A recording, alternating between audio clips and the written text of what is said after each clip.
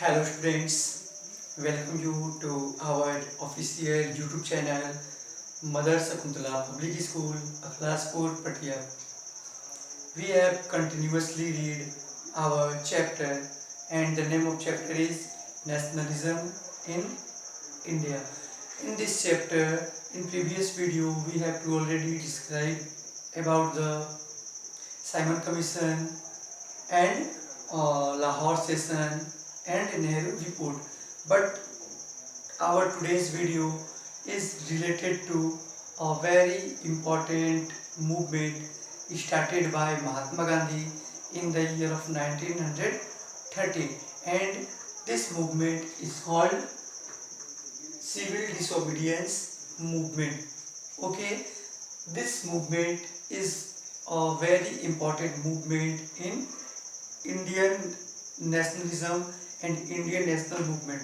This movement is started by Mahatma Gandhi in 1930. So we can understand about this chapter very carefully. Okay, so let us start. Civil disobedience movement means सविनय अवज्ञा आंदोलन.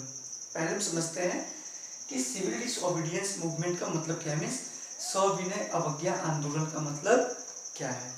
ठीक है, चलिए तो हम ये देखते हैं कि पहले महात्मा गांधी की पॉलिसी क्या थी, या कांग्रेस के जो लीडर्स थे जैसे चित्तरंजन दास एंड मोतीलाल नेहरू, इन लोगों का क्या मानना था कि जब हम लोग अंग्रेजों को क्या करेंगे, अंग्रेजों के सामने हाथ जोड़ेंगे, उनके सामने गिड़गिड़ाएंगे, है ना, कि वो हमारे इंडिया को इंडिपेंडेंट कर दें.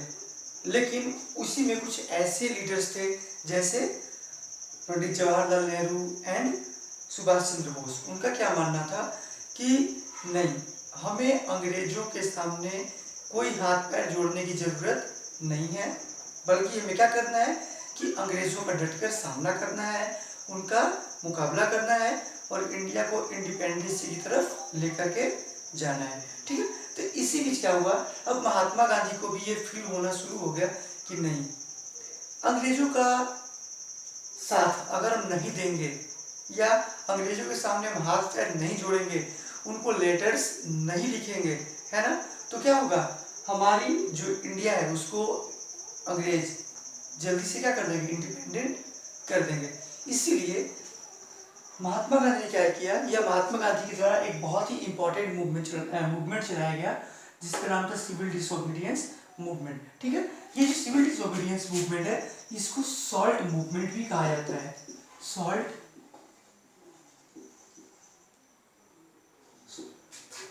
मूवमेंट भी कहा जाता है. ठीक है, सॉल्ट मूवमेंट इसलिए कहा जाता है क्योंकि ये जो सिविल डिसोबीडियंस मूवमेंट है, इस सिविल डिसोबीडियंस मूवमेंट का पूरा जो थीम था वो किस पे था, वो था सॉल्ट पे. यानी कि सिविल डिसोबीडियंस का जो पूरा बेस था वो किस पे था, सॉल्ट पे. इसीलिए इस मूवमेंट को सॉल्ट मूवमेंट या सॉल्ट सत्याग्रह के नाम से भी जाना जाता है. ठीक है, तो चलिए हम इस चैप्टर को देखते हैं. Mahatma Gandhi found in a salt of Mahatma Gandhi found in a sort of a powerful symbol that could unity of the nation.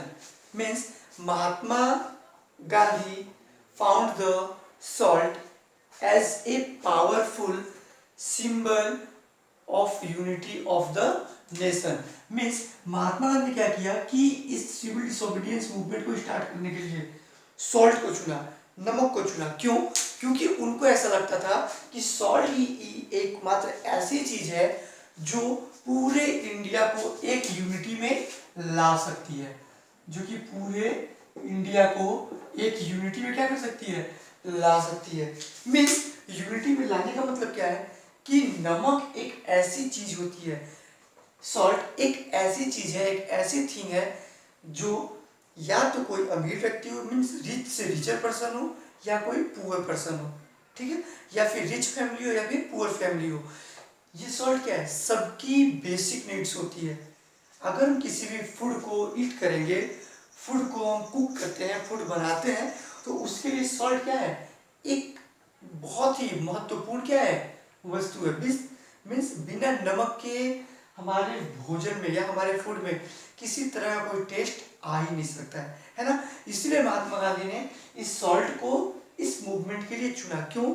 क्योंकि उनको ऐसा लगता था कि सॉल्ट ही एकमात्र ऐसी चीज है, सॉल्ट ही एक ऐसी वस्तु है जिसकी वजह से पूरे इंडियंस को हम इस मूवमेंट में मर्ज कर सकते हैं, इस मूवमेंट के लिए उनको हम जोड़ सकते हैं, ठीक है। क्योंकि नमक गरीब और अमीर सभी लोगों की क्या होती है, आवश्यकता की चीज होती है। इसीलिए महात्मा गांधी ने सॉल्ट को क्या किया, इस मूवमेंट के लिए चुना, ठीक है। तो अब हम बात करते हैं कि ये सॉल्ट मूवमेंट ये स्टार्ट हुआ कैसे, है ना।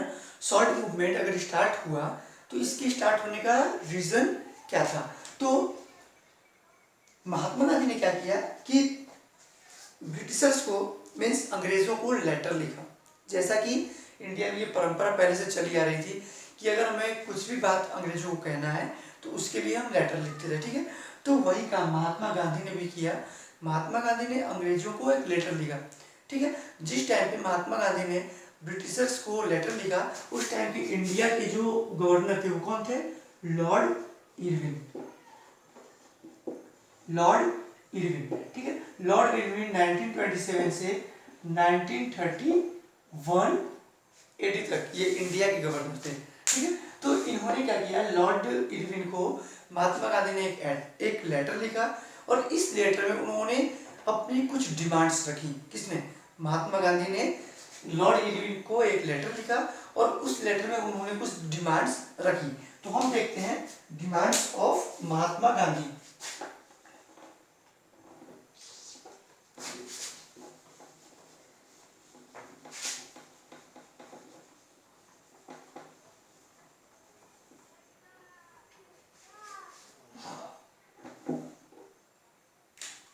Demands of Mahatma Gandhi, demands of Mahatma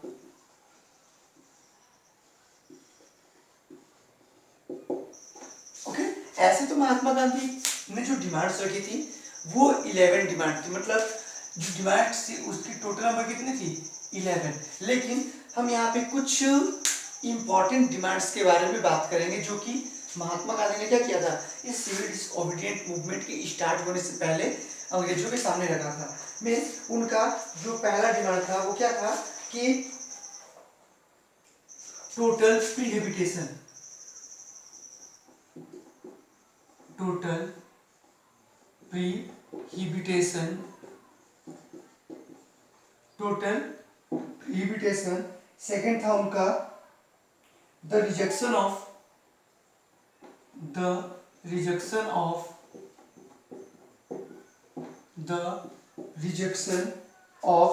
land revenue,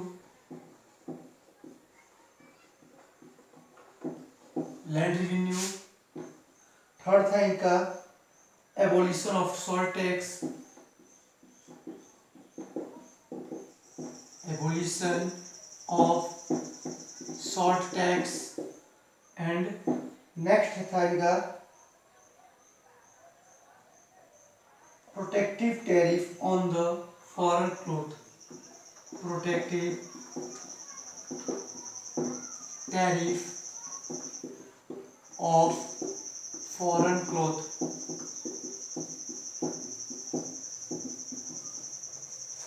okay, means Mahatma Gandhi ji ने जो लॉर्ड इरविन को जो लेटर लिखा था उस लेटर में टोटल 11 डिमांड्स थे, बट यहाँ पे हमने 4 इंपॉर्टेंट डिमांड्स को लिया है।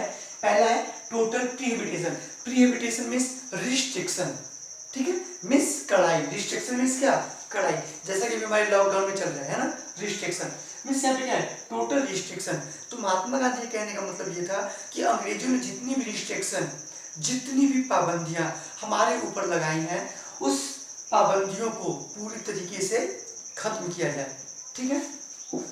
सेकंड है हमारा the rejection of land revenue.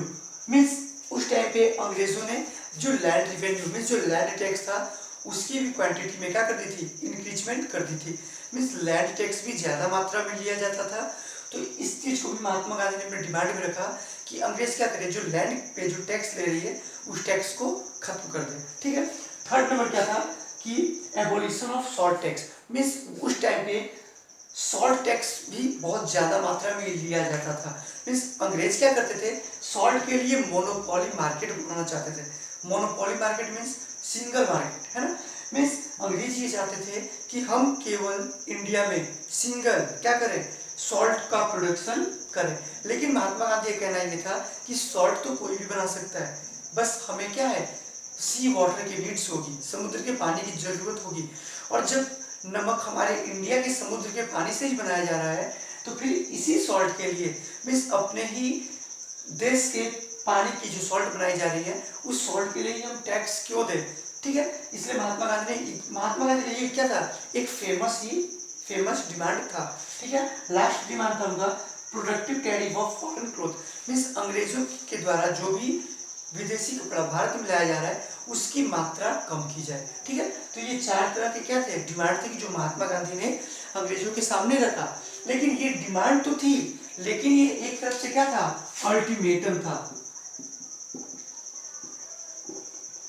Ultimatum थी किसको, ब्रिटिशर्स को, अंग्रेजों को। अल्टीमेटम मीन्स हम ये कह सकते हैं कि ये लास्ट वार्निंग थी। ठीक है। लास्ट वार्निंग और अल्टीमेटम का मतलब क्या कि महात्मा गांधी ने ये बोला कि अगर अंग्रेज हमारे इन डिमांड्स को मान लेते हैं तब तो हम सिविल डिसोबीडिएंट मूवमेंट को विथड्रॉ कर देंगे, बंद कर देंगे, नहीं स्टार्ट करेंगे। लेकिन अगर ब्रिटिशर्स इन चीज़ों या इन डिमांड्स को नहीं मानती है, इन डिमांड्स की फुलफिल नहीं करती है, तो हम क्या करेंगे, सिविल डिसोबीडियंस मूवमेंट को स्टार्ट करेंगे। लेकिन उस टाइम जो इंडिया के गवर्नर थे कौन, लॉर्ड इरविन। तो लॉर्ड इरविन ने क्या किया, इन डिमांड्स को बहुत हल्के तरीके से लिया। उनको ये लगता था कि इंडियंस हमारा क्या कर लेंगे, है ना। तो इरविन ने क्या किया, उस सभी डिमांड्स का बाइकआउट कर दिया या उन सभी डिमांड्स को मानने से इनकार कर दिया। जब सभी डिमांड्स को मानने से इरविन ने इनकार कर दिया तो लास्ट में महात्मा गांधी ने क्या किया कि 11 मार्च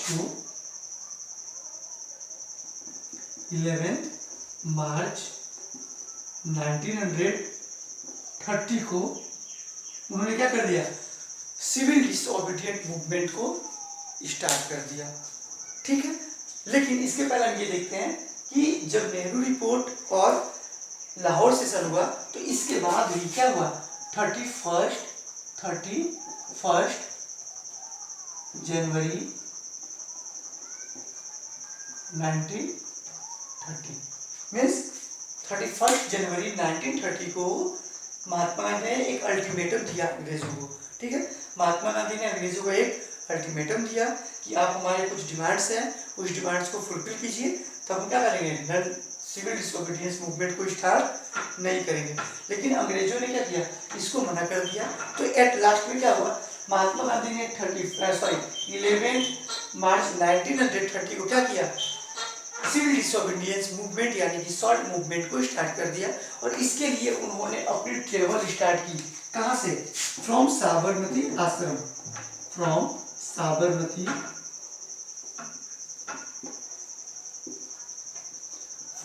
साबरमती आश्रम टू दांडी इन गुजरात। ठीक है। इसके लिए इन्होंने क्या किया कि अपने साबरमती आश्रम से गुजरात में एक जगह है दांडी नाम का, एक कोस्टल एरिया है, तो वो क्या किए, दांडी तक की उन्होंने यात्रा की। Means from Sabarmati Ashram to Dandi total distance is 240 mile. ठीक है। टोटल 240 माइल था, जिसको इन्होंने 24 डेज में क्या किया, कंप्लीट किया। ठीक है। तो महात्मा गांधी के साथ कांग्रेस के भी बहुत सारे लीडर्स ने इस सिविल डिसोबीडियंस मूवमेंट में महात्मा गांधी का सपोर्ट किया। और इस मूवमेंट में या इस ट्रेवल में महात्मा गांधी के साथ लगभग 78 वॉलंटियर्स, मीन्स 78 वॉलंटियर्स ने क्या किया, महात्मा गांधी के साथ पार्टिसिपेट किया और 240 माइल डिस्टेंस को 24 डेज में कवर किया। इट मीन्स 1 डे में ये 10 माइल चलते थे। इसके बाद महात्मा गांधी जिस जगह पे रुकते थे उस जगह पे लोगों की बहुत ज़्यादा मात्रा में भीड़ जमा हो जाती थी। क्यों? क्योंकि गांधी जी क्या कर सके, ये जो स्वराज था, है ना, कंप्लीट स्वराज, कंप्लीट स्वराज का जो थॉट था, इस कंप्लीट स्वराज के थॉट को वे लोग महात्मा गांधी के मुंह से सुनना चाहते थे। उस थॉट को ये जानना चाहते थे, समझना चाहते थे कि ये कंप्लीट स्वराज मीन्स पूर्ण स्वराज क्या है। ठीक है, तो महात्मा गांधी लगभग 24 दिन तक ट्रेवल करते रहे और एट लास्ट 6 अप्रैल को, है ना, कब, 6 अप्रैल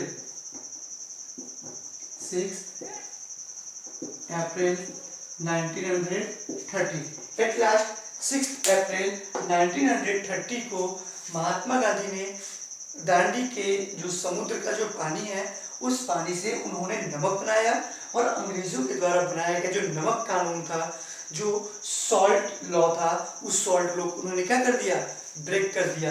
ये नमक बनाने का मतलब ये था कि अंग्रेजों के सॉल्ट लॉ को ब्रेक करना, क्योंकि अंग्रेज क्या कर रहे थे, सॉल्ट में मोनोपोली कर रहे थे, मनमाने तरीके से सॉल्ट में वो टैक्स ले रहे थे। तो गांधी जी के सॉल्ट बनाने का मकसद यही था कि अंग्रेजों का जो सॉल्ट लॉ है उस सॉल्ट लॉ को कम्प्लीटली क्या कर देना, ब्रेक कर देना। इस तरह से महात्मा गांधी ने अंग्रेजों के सॉल्ट लॉ को ब्रेक कर दिया। ठीक है, आइए आगे हम देखते हैं the difference between civil disobedience movement and non cooperation movement.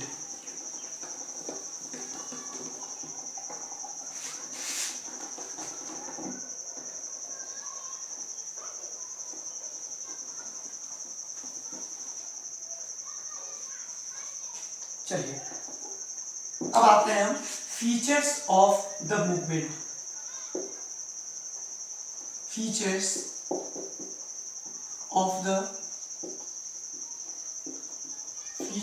Of the movement.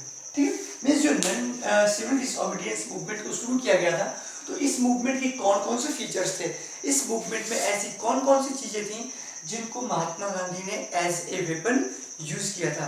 जबकि महात्मा गांधी का थॉट क्या था कि हमें नॉन वायलेंस के वेपन को ही यूज करना है, मीन्स ब्रिटिशर्स के अगेंस्ट हमको क्या करना है कि जो हमारा नॉन वायलेंस का जो वेपन है उस वेपन को ही यूज करना है। तो इस फीचर्स में हम ये देखेंगे कि ऐसी कौन कौन सी डिफरेंस थिंग्स थी जो कि नॉन कोऑपरेशन मूवमेंट और civil disobedience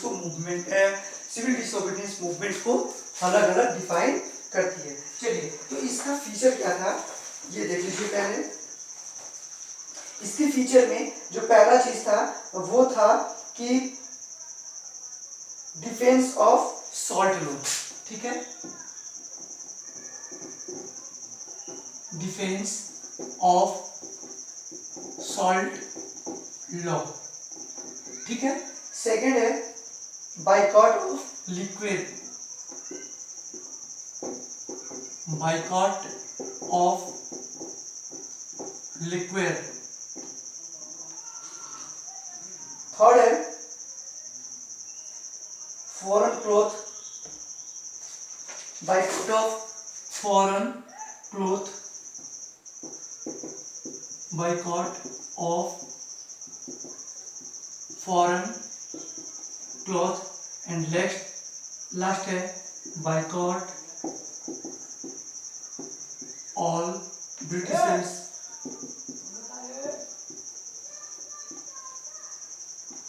goods. Okay, it means ये ऐसी चार चीजें थी जो चार चीजें बेस थी किसकी, सिविल डिसओबीडियंस मूवमेंट की। पहला है हमारा कि देखिए इसमें वो सभी चीजें कंबाइंड थी जो कि नॉन कोऑपरेशन मूवमेंट में थी, लेकिन नॉन कोऑपरेशन मूवमेंट का बेस क्या था, लैंड रेवेन्यू, नॉन वायलेंसी एंड सत्याग्रह। ठीक है, लेकिन यहाँ पे क्या है कि डिफेंस ऑफ सॉल्ट लॉ को ब्रेक करना जो कि अंग्रेजों ने बनाया है। लिक्विड, शराब का विरोध करना, बाइकॉट ऑफ लिक्विड, शराब का विरोध करना, जैसा कि नॉन कोऑपरेशन मूवमेंट में भी था। ठीक है, boycott of foreign cloth, Britishers का जो क्लॉथ था उस क्लॉथ को भी क्या करना, बाइकआउट करना, and boycott of all Britishers good, अंग्रेजों के द्वारा बनाई गई कोई भी चीजें हो उन सभी चीजों का हमको विरोध करना है। ठीक है, तो ये सभी चीजें क्या थी, फीचर्स थे किसकी, सिविल डिसोबीडियंस मूवमेंट की। लेकिन उसमें भी सबसे इंपॉर्टेंट क्या था, सॉल्ट लॉ। जिस सॉल्ट लॉ को महात्मा गांधी ने 6 अप्रैल 1930 को क्या कर दिया, ब्रेक किया। ठीक है, चलिए अब हम नेक्स्ट टॉपिक पे आते हैं।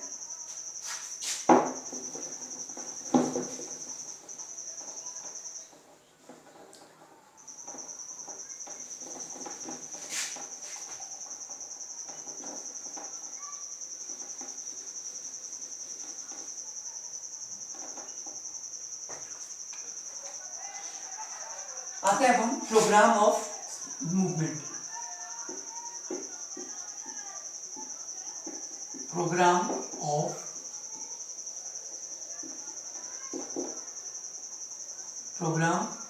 मूवमेंट है, ये मूवमेंट कैसे चलाया गया। ठीक है, तो जैसा कि हमने पहले इस मूवमेंट के थीम को हमने समझ लिया है कि इस मूवमेंट का थीम क्या था, कैसे इस मूवमेंट को स्टार्ट किया गया। मिस गांधी जी ने अल्टीमेटम दिया और जब उस अल्टीमेटम को या उन डिमांड्स को अंग्रेजों ने मानने से इनकार कर दिया तो महात्मा गांधी ने क्या किया कि नमक सत्याग्रह मीन्स सॉल्ट सत्याग्रह या फिर सॉल्ट मूवमेंट की उन्होंने शुरुआत की। तो इस सॉल्ट मूवमेंट के साथ बहुत सारे जो इंडियंस थे वो भी जुड़ गए। ठीक है, इंडियंस महात्मा गांधी के साथ जुड़े और उन लोगों ने महात्मा गांधी का फुल्ली सपोर्ट किया, है ना। अब देखिए हमारे पूरे इंडियन पार्ट में क्या हुआ, means Uttar Pradesh, UP, Gujarat and West Bengal. यहाँ पे यूपी, गुजरात और वेस्ट बंगाल में जो फार्मर्स थे, जो किसान थे, उन्होंने लैंड टैक्स का विरोध कर दिया। किसका, जो लैंड रेवेन्यू टैक्स था, जो लैंड रेवेन्यू टैक्स था उस टैक्स का इन्होंने क्या कर दिया, पूरा विरोध किया। और इसके साथ ही साथ अंग्रेजों के द्वारा एक टैक्स लिया जाता था, चौकीदारी टैक्स। चौकीदारी टैक्स तो वहां के किसानों ने मीन्स यूपी, गुजरात और बंगाल के जो किसान थे उन्होंने लैंड रेवेन्यू टैक्स और साथ ही साथ चौकीदारी टैक्स का भी विरोध किया। अब ये चौकीदारी टैक्स है, चौकीदारी टैक्स उस टाइम पे इसलिए लिया जाता था ताकि जो अंग्रेज हैं, है ना, वो क्या करते थे कि किसानों की सुरक्षा करते थे, मीन्स गाँव में चौकीदारी करते थे और उसके बदले अंग्रेजों से उसके बदले इंडियन से टैक्स लेते थे। ठीक है, तो इस टैक्स का ब्रिटिशर्स का या इस टैक्स के लिए इंडियंस फार्मर ने बहुत ज़्यादा विरोध किया। ठीक है, एमपी में भी किसानों ने विरोध अंग्रेजों का विरोध करना शुरू किया। सबसे इस मूवमेंट की जो सबसे इम्पोर्टेंट बात है वो है खान अब्दुल गफ्फार खान। ठीक है, जरा इनके बारे में देख लेते हैं कि ये बहुत ही एक इम्पॉर्टेंट पर्सनालिटी है इंडियन मूवमेंट के लिए। ठीक है, खान अब्दुल गफ्फार खान, खान अब्दुल गफ्फार खान। ठीक है, खान अब्दुल गफ्फार खान को फ्रंटियर गांधी भी कहते हैं।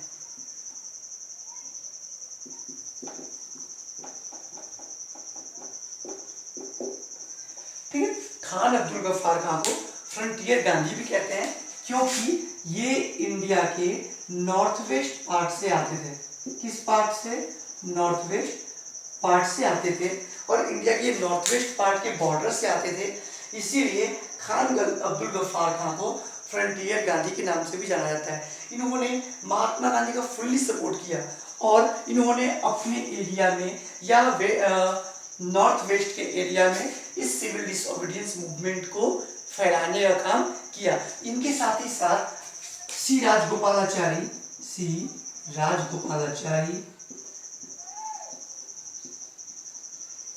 एंड सरोजिनी नायडू।